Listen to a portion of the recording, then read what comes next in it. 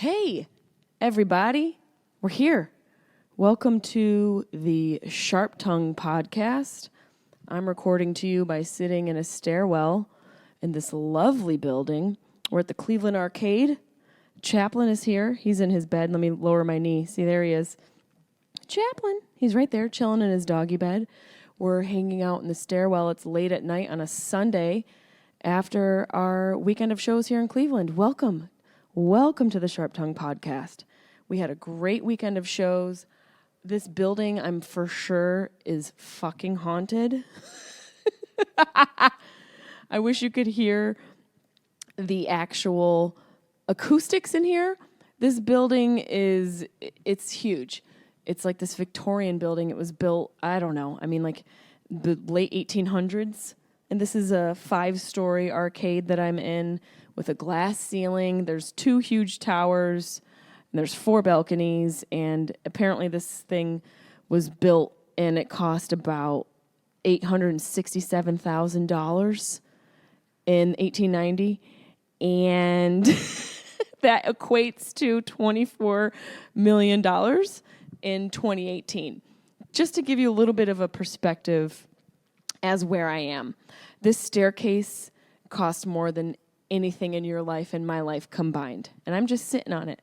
I'm sitting on it with my crotch very close to it. I'm in my cute new sweater. I'm kind of feeling this tiger sweater that I purchased off the interwebs. I had a great time this weekend in Cleveland. Cleveland rocks. I will say that. I know a lot of people probably haven't said that in their life. And I don't know how many times I will be able to say erected in this podcast, but I'm going to try hard to say erected multiple times. I have a beer. Speaking of erected, I don't know how to get this open. It's Great Lakes Brewing Company.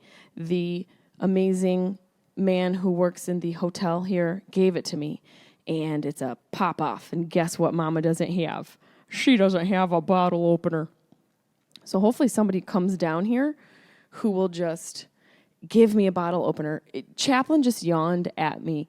I can't believe this is where I decided to do the podcast. I was thinking of like something visual. I like to give you guys a little bit of a visual. Well, it's just me instead of having a guest this week. And isn't this place beautiful? $12 million. That's the equivalent. This rich white dude who owned this place, who built this place, basically built it. I think it's one of the first indoor shopping malls. They call it an arcade. I think it's one of the first in the country, and this rich old white dude built it because he didn't want to shop outside. Privilege! And that's not white privilege. That's class privilege. That's rich privilege. $867,000 in 1890 equates to $24 million in 2008. That's a lot of money. That's the kind of money I'm talking about. Ladies, don't worry about starting your businesses. Just sleep with rich old white dudes. That's where it's at. You want a retirement plan? Get some dude who's on his way out. Find a hard marble staircase and help him to it. We had a great weekend of shows. Andrew and I here at Pickwick and Frolic, the Hilarities Comedy Club in Cleveland. Thank you to Nick, the owner of the comedy club, who gave me an amazing bat. I should have brought it here for the podcast, but he had a custom bat engraved for me, which now is going to be my travel emotional support rate bat. So thank you, Nick, at Pickwick and Frolic, a.k.a. Hilarities, legendary club. We had an amazing weekend. Rogan and Andrew Santino, were at the theater right down the street from us. Rogan and him performed, so we had a fun night. We got to hang out. Those dudes came over and hung out after their show. We partied a little bit. Not really partied. We're so boring. Comedy's not like what it was in the 80s. Thank God, because I would have bags under my eyes that looked like I had, a 4-month layover for a trip. Just huge, huge bags. If this were the 80s. I don't know how women stayed looking young in that era. Well, they probably didn't. They all looked like Mickey Rourke by the time they were 15. Look at Drew Barrymore. She was doing lines of coke by the time, before she even had her period. So we didn't really party, but we did get to go out and have dinner. It was nice to hang out with them. I fucking love Cheeto Santino so much. Andrew Santino makes me laugh so hard. And you guys already know how I feel about Mr. Rogan, Mr. Joseph Rogan. He's a class act. That's what I'll say. Joe's a class act, and Cheeto is one of the funniest motherfuckers. Just hanging out with him makes me, like, literally, I wet my pants a few times. And it was nice just to have them, like, come and hang out and see me after their show. You know, they performed for a huge arena, sold-out arena here in Cleveland. I forget the name of the theater, but they sold out their show, and they came to hang out at our cute little show at Hilarities, and you rarely get to do that as comedians. Usually if you're on the road, you don't have a fellow comedian or friend or friends who are also in the same city as you. That rarely happens. And the only other time that I remember that happening is when I performed in Philly. I think it was at the Helium. I was going to say the Phelium. The Helium Comedy Club in Philly, and Dom Irrera was there. So this is like one of the only other times where a couple of my friends were in town, and we were able to just have some fun and see each other outside of the Comedy Store or the Improv in LA. So it was great, you know. It was just really cool to have them show up and hang out and spend a little time hanging out with me at the Hilarities Comedy Club. Speaking of hanging out with me at comedy clubs, come see me live. This week, I am going to be at the Comedy Loft in D.C., November 1st and 2nd, 2 shows Friday, 2 shows Saturday. My buddy Andrew Williams will be with me. I need to open this fucking beer. How the hell am I going to get this open? I could just crack it on this pipe over here. Give me a second, and then we'll get to the rest of the dates. Hold on.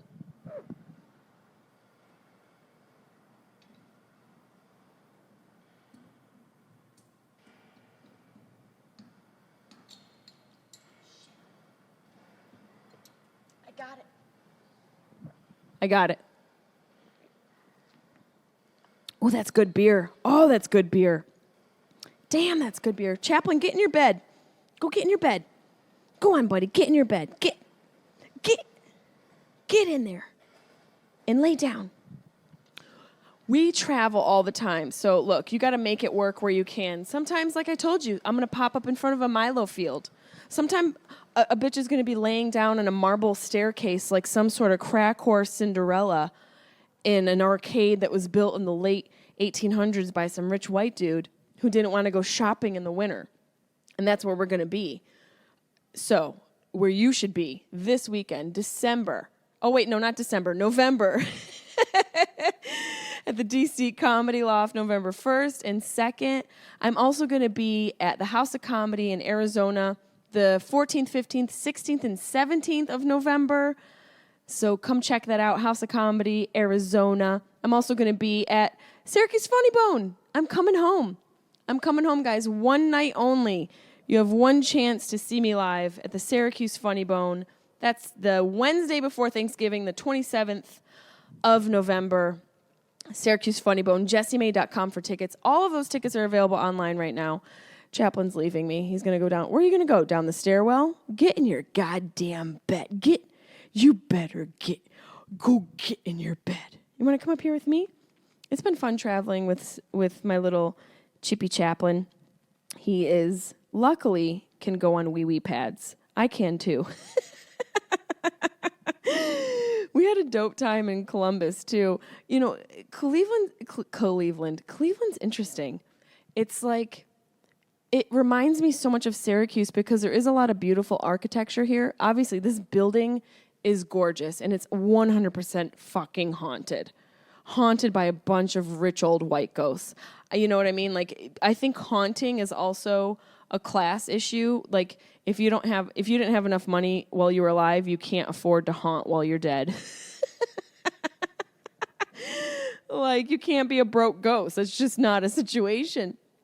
And it's kind of strange because there's so many spaces for there to be businesses in here, but it looks like all the businesses look like places that your aunt who has a hobby and a little extra cash because her husband who randomly died one year left it to her, and we're all pretty sure that she murdered him, but she opened up a yarn store where she just makes custom blankets. Those are the types of shops they have in here, and a post office. It's so weird because like the hotel lobby is right here, and I'm pretty sure I'll probably get kicked out at some point. What was that noise? It's also a couple days before Halloween.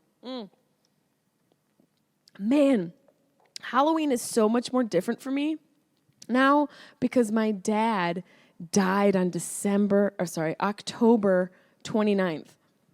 2 days before Halloween. If you guys know me, if you listen to this podcast, you know that Halloween is my season, and it was my dad's season. We loved Halloween. We loved horror movies. I still love horror movies. I watch them all the time. So for this dude to die 2 days short of our favorite holiday is just rude. It's just rude and selfish.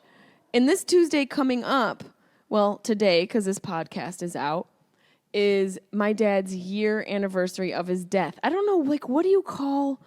What do we call? Have we talked about this before?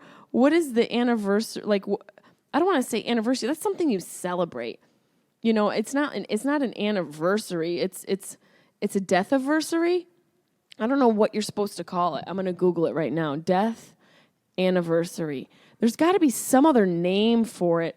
Death anniversary of dad is an actual search. Oh God, there's all these sad memes. Okay, I just got to read a couple. I see flowers and silhouettes of men in the distance. You may not be with me anymore, but my love for you will never die. I miss you, Dad. I mean, that's nice, but it's just, can you throw in a rhyme? Would it kill you to rhyme more with something? Like, you may not be with me anymore. Luckily for you, I'm no longer a whore. I miss you, Dad. Even that shows a little bit more effort. Let's see another one of these cheesy ones. Please hold my dad in your loving arms and let him rest in peace in your beautiful heaven. Please, God, let my dad sleep in your loving arms. That just sounds really desperate. Okay? God's busy, A. You think your dad's the only dad that he's going to hold?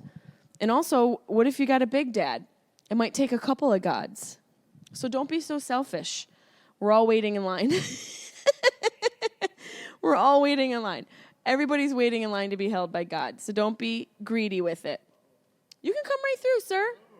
Come right through. You want to say hi to people? Yeah. Come on in. You can speak right in the microphone. What's your name? My name is James Williams. I'm a Vietnam veteran. My wife died 4 days ago, cancer. And now I'm homeless. I'm so hungry. Here, this for you. You got me something? Why'd you give me something? Why are you going to give me something? You need something. No, because I need enough. Give me a sandwich, please. I wish I had a sandwich. You want my beer? No, I don't drink. Oh, you don't drink? No, I don't. Okay, I have nothing on me. I wish I had something for you. Okay, yes, ma'am. Well, bless you. Why don't you keep this? Okay. Do you want to say anything to people out there struggling? Beer. You want a beer? You going to have the beer? Yeah. Okay, I'll take one last sip and you can have it. Sure. Go ahead. You go ahead. You have a good night. So, you know, it's Cleveland. Yes, bless you, sir. I'm out here doing a podcast in a stairwell, and I just gave my beer to a homeless guy, and you know what? He deserved it. He's had a hard life. So that's now I'm beerless. But you know what? At least I'm generous. You can be beerless and generous. Those are two things that go together. Speaking of loss, I'm feeling the loss of my beer. Let's read another dead dad meme. Look, I appreciate people needing to write poetry to get over dealing with losing someone, but some of this shit is so cheesy. It's so bad. You are missed so very much. First of all, that sounds like a sentence from an 8-year-old. You can't let 8-year-olds write poems. It just gets weird really quick. And this is a really long poem, so I'm going to have to just go through it. Maybe I'll give you the cliff notes. I often sit and think about the years that have passed by. It's already starting out bad. It's a little wordy, and, you know, you sit and think about the years that passed by. Go for a walk, Carl. Go for a jog. It sounds so depressing. I think of the laughter. That's a little bit better. The smiles and all the fun. Well, it's a little simplistic. It's missing a little bit of rhyming and maybe some nuance, but I'm into it. My tears have once again begun. I'm out. You can't rhyme fun with tears that have begun. You don't know how to write a poem. You can't. You have lost the job of writing the dead dad meme. Okay, here's another one. This is fun. I didn't know there were so many dead dad memes. This one's titled, I Miss You, Dad. I think about you always. I think about you still. Ooh, it's starting out bad. It's starting out bad. You have never been forgotten, and you never will. All right, well, I see where you're going. I hold you close within my heart, and there you will remain. I feel like you had a really missed opportunity to, instead of saying heart, you could have said fart, but you went cute, and I'm okay with it, to walk with me through my life until we meet again. You know, that's the one thing everybody always hopes they meet their loved ones again. And through this, me coming up with this anniversary, like facing this other milestone, I feel, because it's been a year since my dad has been gone. It's a milestone for grief. You know, I don't know if I want to meet him again. Doesn't that sort of diminish the time you had? And maybe the main thing, excuse me, I'm still missing my beer. I just gave my beer to a homeless man. I hope he's okay. He said he was a veteran and he didn't drink. I hope I didn't like put him off the wagon. I didn't have any money, so I gave him my beer.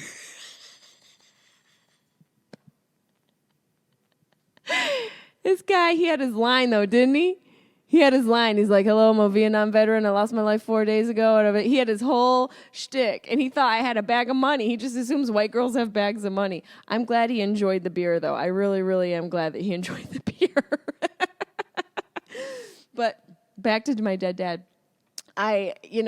Because it's the first time that I'm realizing he's been gone for a year, and there's these like little milestones that you achieve, or I don't know if it's even achieving. It's just you have to grin and bear when you lose somebody, and having him be gone a year, I don't know if I want to see him again. I think that's just something people say because they think they should say it. I saw him for 37 years. He was there from the moment I was alive, the moment I was born, until the last day, close enough until the last day of him being alive. It's a good run. And to see him again just seems greedy, you know? I think it's just something we say because it provides us a little bit of peace, knowing I'll see you again, like thinking this continues. What if it doesn't? Most likely it doesn't.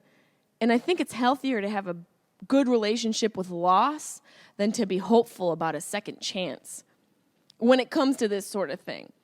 And excluded is me losing my beer. I hope I have a second chance with another beer. I hope like karma hits me soon. But I guess it already hit me because I got the beer for free and I gave it to the homeless guy for free. So that's just how that works. You know, what goes around comes around, and now there's just a man who has my delicious local beer. It was Great Lakes Brewing. I think it was like an IPA. That shit was delicious. That was a really good beer. But, you know, we talked about earlier, a couple podcasts ago, dealing with grief and the stages of grief and what I've done to sort of deal with losing my dad. Well, you know, a year coming up, October 29th, I was telling my sister, like, it doesn't feel like a year. That shit went by so fast. I think this whole past year I was in fucking survival mode, where I dug in deep to work. I dug in deep to being present in the moment, spending more beautiful days with my dogs and my friends and my family, getting high as fuck and going on hikes and not giving a shit what people think, and being more creative and being edgier and being a little bit more, taking more risks. It's a beautiful thing that happens with grief, where it really provides you a little perspective on how to live more fully. That's the irony of it, I think. When someone dies, you sort of realize how to live again. And that's a gift. That's one way that's helped me. Another way that's helped me deal with grief is learning how to live again and focusing on that and challenging myself. Challenges have really helped me deal with grief. Challenging myself to be more present on stage, more present in the gym, more present, even when I'm having an orgasm or I'm farting, just having a really good moment with a fart. I went to reach for my beer. I'm still dealing with lots. That dude was sober and he took my beer so fast. This is what true grief feels like.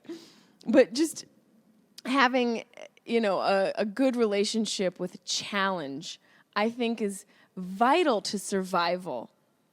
People need challenges. We thrive off of adversity. Adversity is what makes us smarter and stronger and able to survive. And so challenges have really helped me in setting challenges for myself. So that's something else for you guys to think about when you're going through your own personal grief, is to set some challenges. Even if they're mini goals, even if it's just, I'm going to do 100 sit-ups in one day, in one sitting. Do that and achieve it. And then maybe next time you do 250, maybe you'll write a shitty dead dad meme. You guys want another dead dad meme? Let's go. Oh, God, this one's titled Letters from Heaven. I can't. You know what? I can't even do it. That one's too painful. Here goes another one. Dad, wherever you are gone, but you will never be forgotten. Simple. Wherever you are. That's a good one because it's not like, I know you're there. I see you. I smell you. No, wherever you are.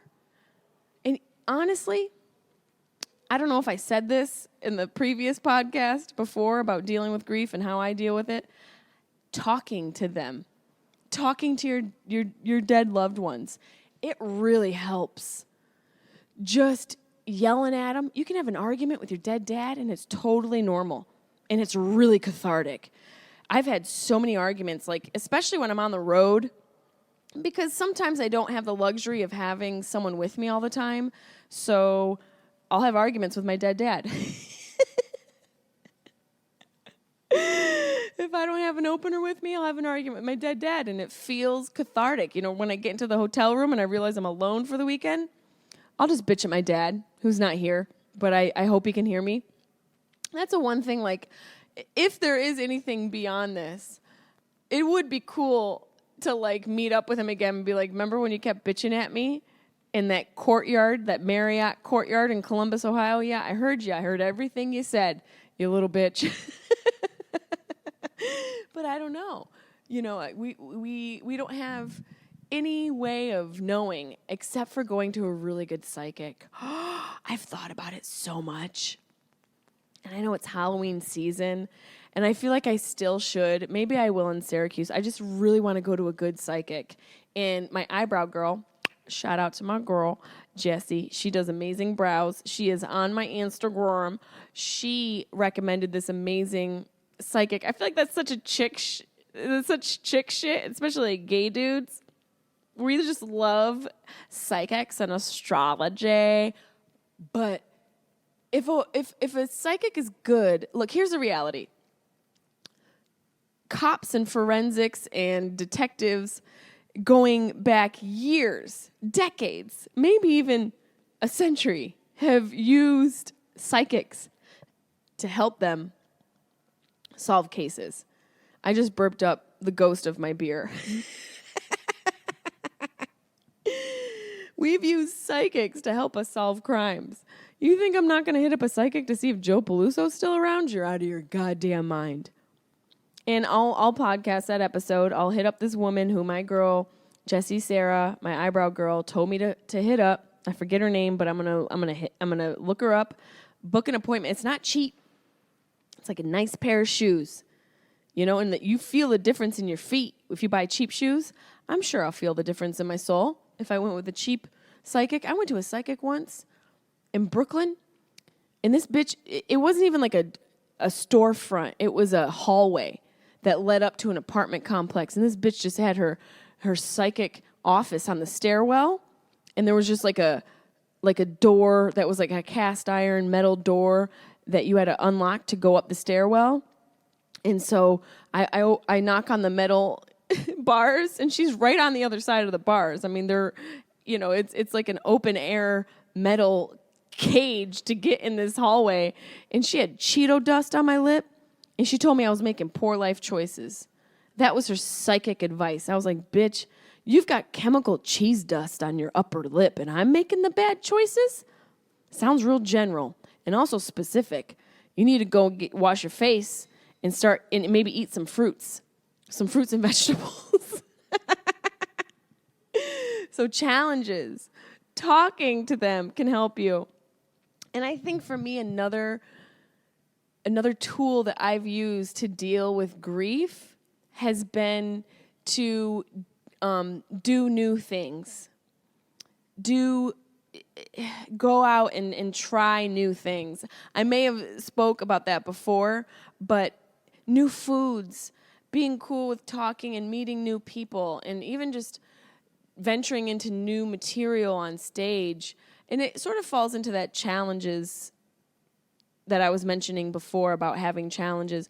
I think when you try new things, you're so focused on it that you're not really dealing with the pain of the grief, but you're reaping the benefits of having an opportunity to achieve something.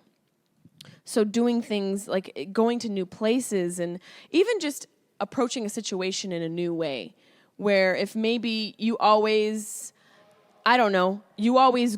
go to the gym first thing in the morning, maybe go in the afternoon and read first thing in the morning. Like, that's a new thing. Or if you always like shave your privates, let it grow out. Just go wild, like be free. Have just wild pubes for a season and see how that new feels on you. See how that shit feels. See how it feels to just be like a Sasquatch, just kind of like let it flow, let it grow, and be your true self. I can't believe Chaplin is just laying here and you're fine. Do you miss my beer, Chaplin? God damn it. I can't believe I gave my beer to a homeless guy. Where did he go? Where the fuck did he come from? He just he just came out of like a stairwell. Was that my dad's ghost? You guys, listen. Ghost with Whoopi Goldberg is a classic. If I could give you some movies to watch, because this week is Halloween week, The Thing, John Carpenter's The Thing. Dreamcatcher, Stephen King's Dreamcatcher. The Conjuring, Ghost, Ghostbusters, so good. Day of the Dead, Return of the Living Dead. Oh, God, there's so many good ones. House on Haunted Hill is a really, really good show. Really well done, scary, well acted. Come on in, guys. Don't be afraid. You can wave at everybody. Hi, everybody. You're on video. A homeless man took my beer. Yeah, well, I gave it to him. I was being generous. He was a veteran. Basically, I did a good deed. I did a good deed. I served our veterans. I gave him a beer. Very good. Yeah. You know what? That's literally serving him. So. I served him. I did. Thank you. Have a good day. Watch out for the homeless ghost that's running around with my Great Lakes IPA. Have a good night. I like your boots. I'm obviously still butthurt over my IPA that was robbed from me. He's a veteran. They're all veterans. What war? What war was it? I can't believe it, Chaplin. And Chaplin didn't even bark. I've got the worst dogs. I really do. He didn't even move off of my lap. I really hope that I didn't put a homeless guy back on off the wagon. Obviously it's off the wagon, because if you're drunk, you're falling off the wagon. Like, if you're sober, you're chill. Like, you're not going to fall off the wagon, but if you're drunk. So somewhere there's a drunk man in this arcade off the wagon because of me trying to be a good citizen. He could have been somebody's dad, He could have been someone's dad. I try and have empathy, man. Empathy is like such a powerful tool. It really is a powerful tool to have as a human. It takes so much more energy to judge and to be negative towards somebody. But I will say, if you're out there, speaking of judgment, and you're like, I love my friend because they don't judge me, that's a bad friend. A good friend should judge you. You should be judged all the time. Everyone should be judged. I mean, hello? Jesus judges us. The man in the sky judges us. Stacy should too, because you had a hoary streak. And a good friend would be like, what the fuck are you doing? You need to reel it in, Stacy. You got to reel it in. Okay? Tanisha, what are you doing? Stop wearing high heels to McDonald's at 4 a.m. You're 37 years old. Finish your law degree and get your shit together.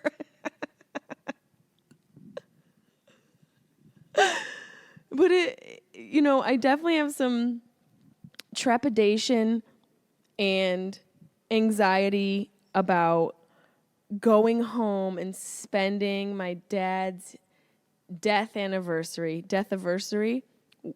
with my family. Just because I think I have anxiety over it because it makes it all more real. It's me admitting he's gone. It's me admitting it's been a year since he's been gone, and he's never going to come back. And that's the most beautiful part about all this. Shit that doesn't last. And we're in a society where we have so much instant gratification that we forget the value of things that don't last. There is true value in loss because it means that something meant something in the moment. It meant something for a part of time. It meant something for a part of your life. And it still is scary for me to admit that he's gone, but I'm fully prepared and willing to take the challenge of allowing myself to accept that he's gone, to talk to him a little bit, and to maybe try something new in dealing with the grief. Maybe I'll put my phone down for a whole day while I'm with my niece and nephew, while I'm home these next couple of days. Instead of worrying about posting shit or entertaining, maybe I'll just be in the moment with my family while accepting that my dad has been gone for a year. That's my challenge. That's going to be my conversation with him, and those are going to be my new attempts at learning how to navigate through this grief. There's no right or wrong way, as I have said, and I like to share what has worked for me in dealing with this because I realize there are a shitload of people in the Dead Dads Club, and it doesn't have to be sad all the time. Look at these shitty memes. I know you guys want a couple more of these shitty memes. Here's another one, Dead Dad meme. Sometimes I just look up and smile and say, that was you. You know what? That's a good one because anytime I hear or smell a fart, I honestly go, my dad is here. There's been so many times where I smell my dad's bad breath. Is that weird? My dad had such specific breath, and he always used brand chapstick, but his breath smelled, I'm sorry, Dad, if you're here, you farted and you had bad breath. You knew that. Sometimes I smell his breath, and I wonder if that's him. Here's another terrible dead dad meme. It's been a year since you passed away. The way I miss you is different now, I hope you know. How much you meant to us. I still think about you every day. I just love and miss you in my own special way. That was fucking terrible. Sometimes you might need a nap before you write a dead dad meme. And if you hear me read a dead dad meme and it's yours and I say it's terrible, I apologize ahead of time for your loss. Here's a dead dad meme with scary drawn eyes. How heartbroken I am. How much I miss you. I can't explain it in words, but my tears do. Well, you just explained it in words, and you admitted that you're crying while you're writing this. Why don't you cry first, absorb those emotions, and then write something? Because you can't do it at the same time, obviously. It just sounded really sad. I love that I'm looking for comedy in dead dad memes. Am I yelping? Am I yelping dead dad memes? Am I seriously sitting in a stairwell in Cleveland, Ohio, after I gave my only beer to a homeless veteran, yelping, and now I'm yelping dead dad memes? And Chaplin can't even be bothered with me. He's even emotionally affected by what I am doing right now. But you know what? Someone's got to do it because these memes are... Where are you going? These memes are terrible. Go get in your bed. Or do you want to get in my lap? Come on. Here's another dead dad meme. Dad, as much as a mourning your death is a celebration. Already the grammar's terrible. Because you made my life nothing short of one. Look, I appreciate people wanting to achieve big grammatical achievements, like big words and a lot of syllables, like I just did with that sentence. But sometimes you got to accept the fact that you're out of your league because this sentence is brutal. And nothing's more sad besides the death of your dad than the death of the English language. So let's fix that. Let's go back to the drawing board because that one was brutal. Okay, one more dead dad meme. I'll stop, I swear. There's nothing more painful than to live without your loved one. I can't explain how much I'm suffering since your death. This was the hardest year of my life. Same, but that didn't fucking rhyme. God, these people need to take an English course. Put a little fucking effort into that. Can you please put a little fucking effort? Is that a ghost? Hi. I thought that was my homeless ghost. It was just a cute girl walking around in the hallways. It's just a cute girl walking around in these hallways. Here's another dead dad meme. I miss my dad. You were a dad who was so special and who loved us very much. I can't. You guys just throw in a couple rhymey words. You're an embarrassment to your dead dad. Chaplain, where are you going? Chippin'. Go get in your bed. Go on. You want to come up here with me? Come here. Come here. I know you're sad that the beer is gone, but you know what? You have to have a better relationship with loss. People come walking through this arcade at night, and it's eerily quiet. As you guys can hear, oh! It echoes so hardcore. So does the sound of my dad's dead soul. It echoes off of the corners of my soul. Day after day by day. That's what these dead dad memes remind me of. Day by day by day by day. What movie was that? It was Meet the Fockers. To this I pray, to love thee more dearly, to see thee more clearly. I'm so sorry, but that's what your fucking dead dad memes sound like. And I should talk. I'm acting like I'm that much better of a fucking writer. I mean, I basically took our Lord's Prayer and I put a bunch of fart jokes in it. So I understand. I'm not saying that I'm any better, but I put a little more fun into it. And maybe, you know what? Maybe it's not all meant to be fun. Maybe you got to be a little heartfelt. Maybe that's my one hang up, because I'm pretty great, is that I don't take things as seriously as I should. But I'll tell you what, October 29th, I'll probably be crying like a baby into my sister's shoulder and drinking a whole bottle of red wine, thinking about my dead dad. You know what? I'm going to write a dead dad meme once I get through this little week, a year of him being gone. I'm going to make my own dead dad meme, and I'm going to post it. And you guys can brutalize it. You guys can Yelp my dead dad meme, and I'm gonna write it sincerely like these people, so it's a fair ground. It's equal playing field where I write out of when I'm crying, when I'm in the depths of grief, I'm gonna write my dead dad meme, and you guys can tear me apart. Speaking of tearing me apart, come see me live November 1st and 2nd at the DC Comedy Loft in D.C., November 14th through the 17th at the House of Comedy in Arizona, Facebook, Funny Bone Comedy Club, the 27th of November. I believe it's the 27th of November. The Wednesday before Thanksgiving is when I'll be at the Syracuse Funny Bone. Jessimae.com for tickets. And don't forget, things to help you get through grief, challenges. Challenge yourself. Keep your brain occupied and write down your goals and write down your achievements. Talking to your dead loved ones. If some of these are repeats, I apologize. I'm a busy bitch, and I didn't have time to listen back, but I'm just telling you things that I experience and I feel. And also, new things. Try new things. Horseback riding. Take a guitar lesson, a cooking class. Trying something that you've done the same way. Trying a new angle. Just putting yourself in a position to where you're being in the moment and being kind to yourself. That'll help you get through this. And also, give your beers away to homeless people on the stairwell in an indoor mall that a rich white guy built.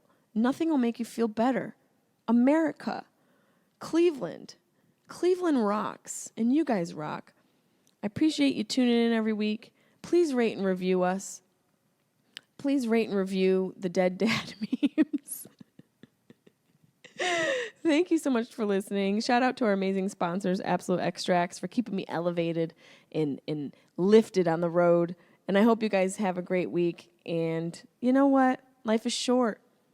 If you feel like you need to talk to your dad or cry or scream at him or your mom, do it. You never know when you're going to smell their breath or hear their fart.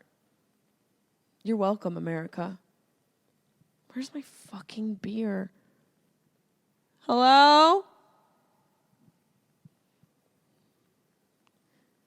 Does anyone want to bring me a beer?